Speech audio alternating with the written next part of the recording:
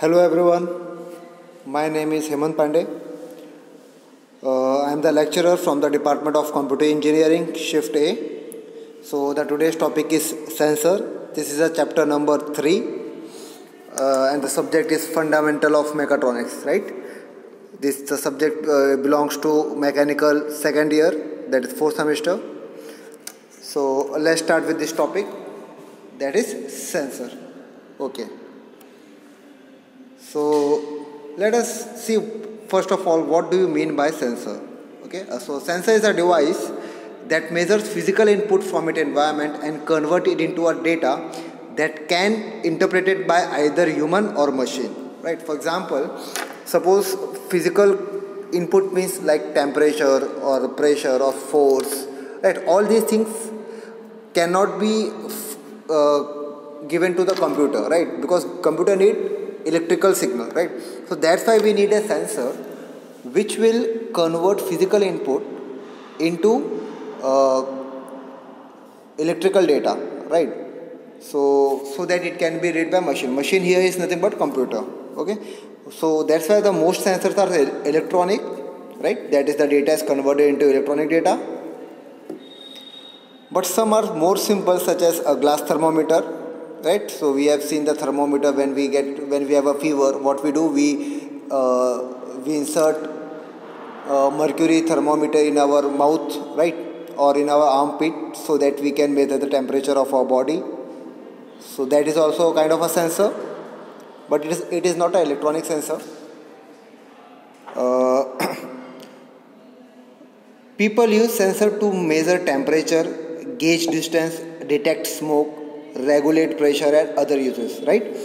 So let's in the next slide we will see what is the need of the sensor. Okay, right? So the last point says that sensors used to measure the temperature gauge, detect smoke, regulate pressure, and other uses. So so from this one we can understand that one cannot detect the smoke for 24 hours, right? So we need some automatic tool or some automatic process. So that is the main use of the sensor. Okay, it continuously sends the data and it will give to the machine. So let us see what is the need of the sensor. It converts physical signal into electrical signal so that it can be given to the controller, right? So controller here means we can say that computer, okay, or any process, a machine. So sensors increases accuracy, right, because it is automatic. So maybe there should be a mistake with a human, but if we have a sensor, so chances are very less that there will be some error. Okay, transmission of signal is faster since it is electrical. It converts into electrical signal. The transmission is very fast, and so we can see the real time data, right? Live data means improving process control since we have a good accuracy, the control is also increases. Okay, providing real time and continuous data. Okay, so we get the real time data that what is the temperature of that room at this point of time. So that is a real data. Okay, and continuous data means continuous with respect to time. Here continuous means with respect to time. Okay, systems become more secure and agile. Okay, so the system also becomes more secure, and agile means flexible, right? The systems now have more flexibility if we have a sensor in the system. Okay, so these are the need of the sensor. Okay, next one is contact type sensor. Okay, so there are two type of sensor: contact type sensor, non-contact type sensor. So as the name suggests, contact type sensor means the sensor which is in the contact with the object, right? Suppose if I want, in the example you can see a mercury thermometer, right? So if a person get fever, we have to insert that thermometer in his or her mouth, right? So we have a contact, right? So that is why we can say that mercury thermometer is a contact type sensor. Okay. On the other hand, especially in this lockdown period, we have seen that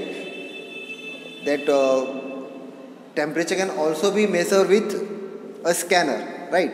So you can see in the diagram, let first see what is the definition. there is no physical contact with the object to sense the quantity. Okay, generally it measures the quantity like temperature, displacement level with the help of the radiation.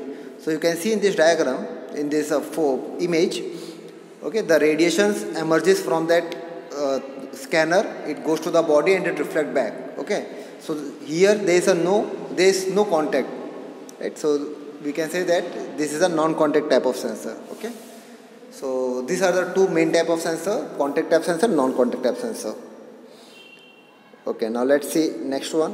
What are the types of sensors? So there are the temperature sensor, IR sensor, that is infrared sensor, ultrasonic sensor, touch sensor, which is used in mobile phones, proximity sensors. Okay, then pressure sensors, which measure the pressure. The pressure, like it also measures the force, then weight, tension, strain, everything.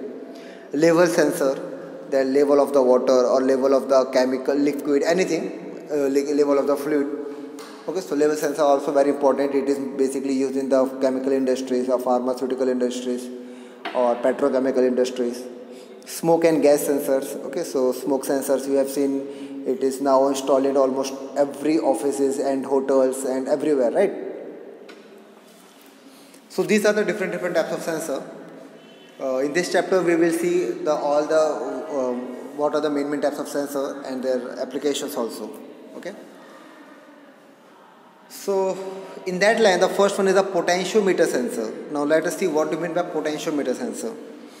A potentiometer sensor measures the distance or the displacement of an object in the linear or rotary motion and convert it into a electrical signal. Okay, so basically what happens, potentiometer sensor, what does it do? It measures the displacement, right, or the distance. If you want, suppose suppose we want to measure any displacement, what is the displacement of this between these 2 points? So for that purpose we can use the potentiometer. So that is why it is also known as position sensor.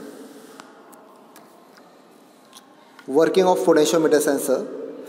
Potentiometer works by varying the position of a sliding contact across a uniform resistance. So this is you can see here resistance, okay, and this is a sliding contact, right? So you can move that sliding contact on that resistance. Input voltage is applied across the whole length of the resistor.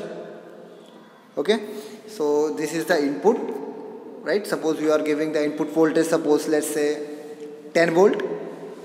Output voltage is the voltage drop between the fixed and the sliding contact as shown below. Okay. So what happens? Suppose if the sliding will be more, the resistance will be more, and if the resistance will be more, the current will get changed, and hence we will get a different output, right?